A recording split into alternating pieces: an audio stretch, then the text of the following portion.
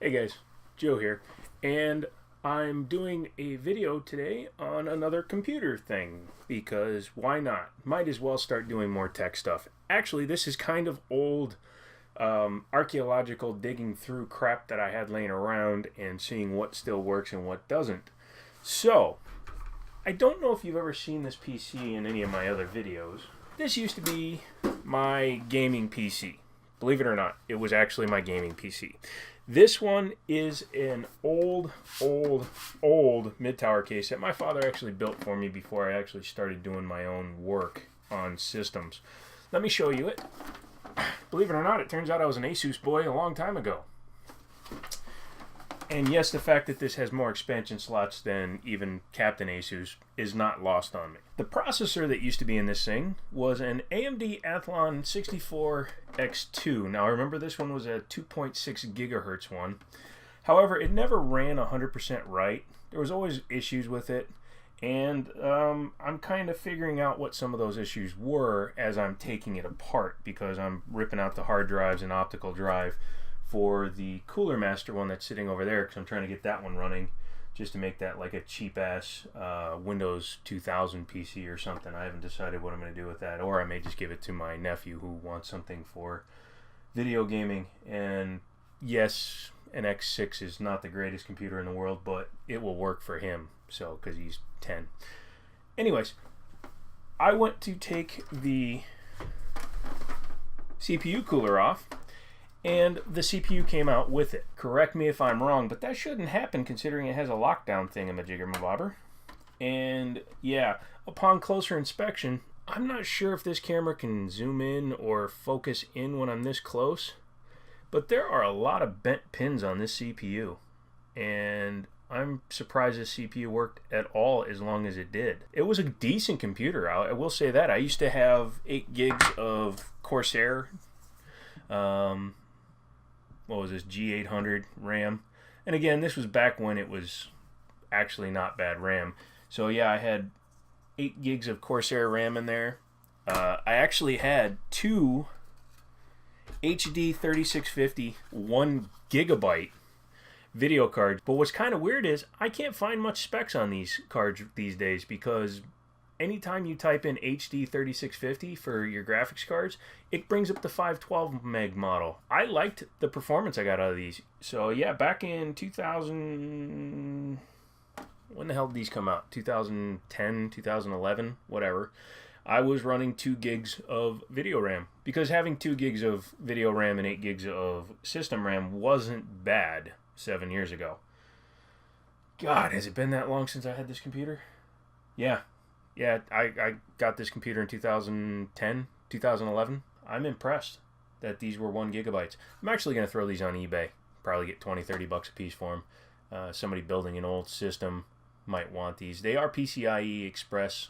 If you notice, they're actually different cards. For example, this one has the big copper heatsink on it and the fan that exhausts out the back. But it also has an X-clamp too for the heatsink, whereas this one just had a fan sitting over on top of it. So, not sure, but these should work still, because they worked the last time I had the system booted up, and I will sell those. I will double... Ew. Thermal paste. Also, too much thermal paste. Don't know how well you can see that. Too much. So, yeah. And with like 20 bent pins, who cares? Next step is I gotta yank the hard drives out of here to see if I can recover any of the data, and I'm gonna take out any extra cables that I think I could use later, SATA cables or whatever. Of course, my other fear is that the system won't even boot to Windows when it detects that it's in a completely different motherboard setup. But we'll see. I guess first thing we're gonna do is see if I can get that system to boot up with the hard drive that I knew worked. Mainly because that hard drive also has all my Mass Effect 2 save games on it. Once more, dear friend, into the breach. With lots of loose screws.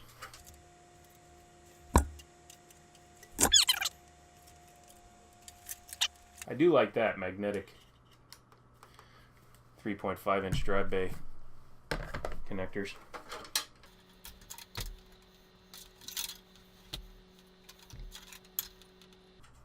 I may actually run one of these cards afterwards to see if there's that much of a difference from an old-ass Radeon to an EVGA GTS 450. So, hold on to your apples. Alright, welcome back to the hey, can't believe you frickin' got this goddamn thing running show. And yes, it took about an hour to sort out what parts would work, what parts wouldn't. I'm going to show you the computer. So, bear with me as I move stuff. Alright, much like found stuff tends to get repaired, it all started when my friend gave me two computers that he had just sitting around that stopped working for him. One had a GTX 460 card in it. This one has the GTS 450 card. My father has the other computer because he needed an interim setup. He's building his own setup right now, and maybe when he's done I'll check out his setup too. But my friend needs this hard drive back because it actually has all his information on it. However, it's locked with the password, and I'm not going to go the dirty route to try to crack it. So I'm just giving him back the hard drive. He'll have to get it unlocked somehow by somebody else. But this is a beast looking freaking case. However, a lot of this stuff doesn't actually work. This guy had kids, and those kids were pretty hard on the equipment. It's got bad USB ports up here. Those don't work. Luckily the headphone jacks work, the power jacks work. This DVD rewriter came out of my old computer because this one that was in here was put into my other computer that I gave to my father. Inside, I did download and install the GTS 450 video drivers. So those are all installed. The video card is working right. It actually says it will play Grand Theft Auto 5. That remains to be seen. But there are a couple of programs on this hard drive that are pretty GPU intensive, and I actually have the discs for them sitting here, so I'm going to probably load one up just to show you. I did get both hard drives identified, and apparently the 80 gig, which supposedly had a lot of my information on it, is completely empty. So either I formatted it at some point when I put the 250 in this old computer, or who knows. So she's running an AMD Phenom X6 6-core 6-thread processor. It's at its stock clock of 2.6 gigahertz right now. I can overclock it, and I'm going to start screwing with that afterwards, but I wanted to run the base benchmarks that I ran on Captain Asus, which, if you recall, was 110 frames per second on the OpenGL in Cinebench, and a 925 for the CPU. Next, I'm going to go ahead and reconnect the power to this one, and I'll show you some stuff as we go through it. That's heavy. Yes, two computers can work together in harmony. Alright, here we go. Also, this changed when I changed the order of the drives and I reset the CMOS and everything in here, so yeah, I have to go through and change the clocking. But yeah, now that that was all reset back to factory, it seems to be working fine. And there's absolutely no point in putting these cards in and trying them, because I can't anticipate that an older card would have better performance than the 450 that's in there. Get yourself a handful of these in case you don't have them already. This is a 16 gig Cruiser Glide, and it has saved me so much heartache and headache from trying to download or swap out anything. Here we go. Don't know how well you can read that, but it is 6 cores, 6 threads at 2.8 gigahertz. I apologize. It's a 1055T processor, 64-bit operating system, and a GTS 450. So let's see what happens. Check that out. 63.63 frames per second. If you look at what I compared against, I was up against a GTX 460, and I outperformed it, and that was a 6-core, 12-thread at 3.3 gigahertz. And I know I can up this quite a bit. And I was barely behind a 4.4 gigahertz, 4-core, 8-thread with the Quadro. So yeah, I'm very impressed with that. Alright, next test, let's go to the CPU. It scored a 428. Is that good? I don't know.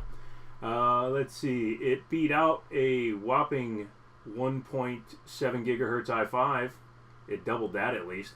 It did lose to an i7 3840 by a not insignificant amount, running at about the same frequency. Yeah, but it's not terrible. I'm also finding something quite annoying. Yeah, I'm sure you can hear how loud that is.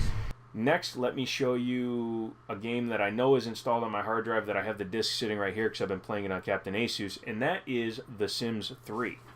Let's see what we're running this one at. So at 1024 by 768, high draw distance, edge smoothing. Let's turn that on, see what happens. Tree detail I don't care about. Let's turn sim detail. Yeah, whatever. And let's see. Refresh rate. This card isn't set up for that. Let's go to 1600 by 900. Let's see what happens.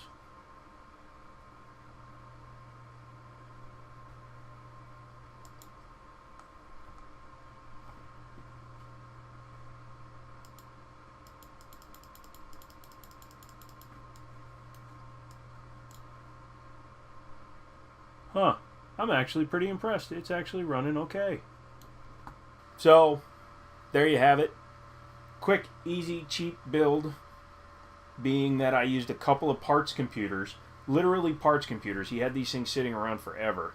I had to clean out a lot of dust, dirt, detritus, filth.